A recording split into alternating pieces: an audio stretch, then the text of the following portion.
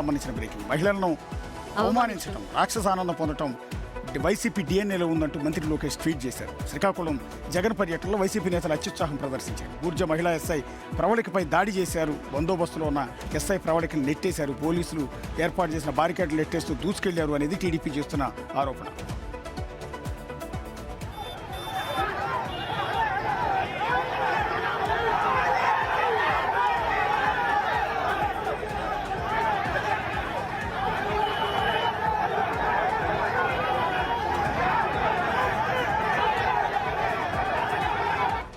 మహిళల భద్రత, గౌరవం కూటమి ప్రభుత్వ ప్రధాన బాధ్యత అన్నారు లోకేష్. చట్టాన్ని అతిక్రమించి మహిళా అధికారిపై దాడి చేసిన వైసీపీ నేతలపై కఠిన చర్యలు తప్పవని హెచ్చరించారు. సొంత తల్లి చెల్లిని గెంటేసిన చరిత్ర జగన్ది అయితే కనిపించిన ప్రతి మహిళని అవమానించడం వైసీపీ నేతల సంస్కృతిగా మారిపోయిందని ఆరోపించారు లోకేష్. ఒకసారి శ్రీకాకుళం మన కొలీగ్ ప్రసాద్ దగ్గరికి వెళ్దాం. ప్రసాద్, ఏంటిది ఇప్పుడు ఎక్కడున్నారా ప్రవళిక? ఎందుకు బాగా ఇబ్బంది పడ్డారా జనాల మధ్యలో కూడా? ఎందుకు అంతలా ప్రవర్తించారు వాళ్ళందరూ కూడా? విజువల్ చూస్తుంటే చాలా చిరాగ్గా ఉంది. అవును, అంతమంది చేరి ఒకేసారి ఆవిడ్ని నెట్టేయడం.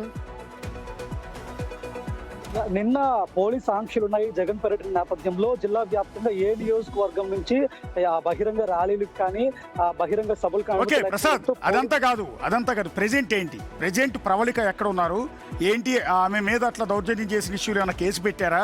ఆమెను అట్లా పట్టుకుని మహిళా ఎస్ఐని ఆ విధంగా నెట్టేసిన వాళ్ళపై ఏమైనా యాక్షన్ తీసుకుంటున్నారా? ఇది అప్డేట్ చెప్పండి.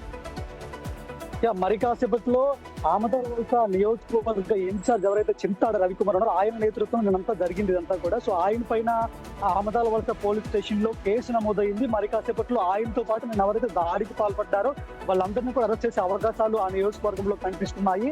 అంటే ముందుగానే దానికి ముందు ఒక ఎస్ఐ కూడా వాళ్ళు నిలువరించే ప్రయత్నం చేశారు. బైక్ తో ర్యాలీగా వస్తున్నారు.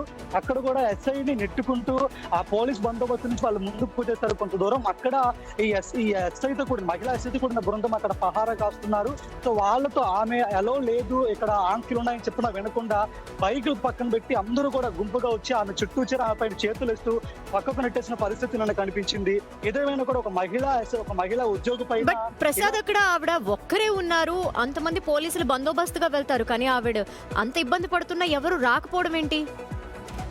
అక్కడ భారీ ఫోర్స్ అయితే ఉంది, కానీ ఎవరైతే అధికారులు ఉంటారో వాళ్ళు అక్కడ ఈ నియోజకవర్గ ఇన్ఛార్జ్ కాబట్టి సర్ది చెప్పే ప్రయత్నం చేస్తారు, నిలువరించే ప్రయత్నం చేస్తారు. అప్పటిదాకా సాధారణంగా సడన్ గా ఆమె మీదకి అందరూ వచ్చేసారు. సో వెంటనే అక్కడ దగ్గరలో ఉన్న పోలీసులందరూ కూడా నిలువరించే ప్రయత్నం చేసినప్పుడు కూడా అప్పటికే జరగాల్సిన డ్యామేజ్ జరిగిపోయింది ఆమె పైన.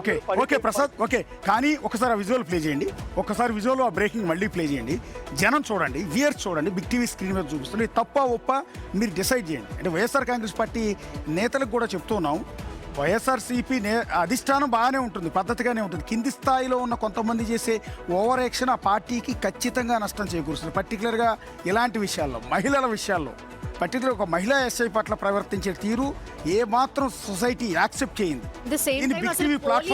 అక్కడ రక్షణ లేకుండా ఇంత మంది ఎగబడిపోతున్నారు, నెట్టేస్తున్నారంటే సామాన్య ప్రజల పట్ల వీళ్ళు ఇంకెలా బిహేవ్ చేస్తారు? Who is that Chintada Ravi?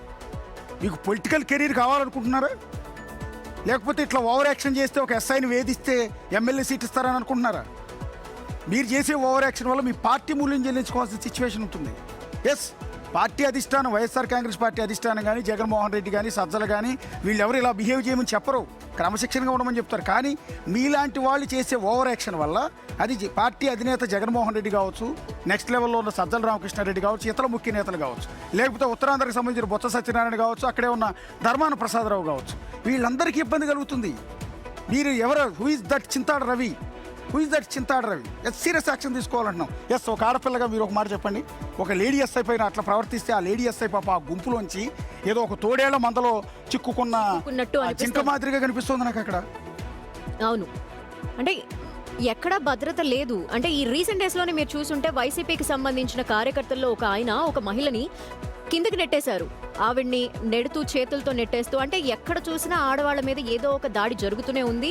And YCP నేతల అధిష్టానం కూడా దీనిపైన కొంత యాక్షన్ తీసుకోవాల్సిన అవసరం ఉంటుంది. ఎందుకంటే కింద స్థాయిలో ఉండే వాళ్ళు చాలా వరకు ఇట్లాగే బిహేవ్ చేస్తూ వస్తున్నారు. మీరు అన్నట్టుగానే పైన ఉండే వాళ్ళు ఎవరు కూడా ఇటువంటి కార్యక్రమాలు లేదా కార్యకలాపాలు పాల్పడమని చెప్పరు, ఏ పార్టీలో కూడా చెప్పరు. అవును, అది ఖచ్చితంగా పార్టీ అధినేత జగన్మోహన్ రెడ్డి దృష్టికి వెళ్ళాలి, ఇది ఇష్యూ వెళ్ళాలి.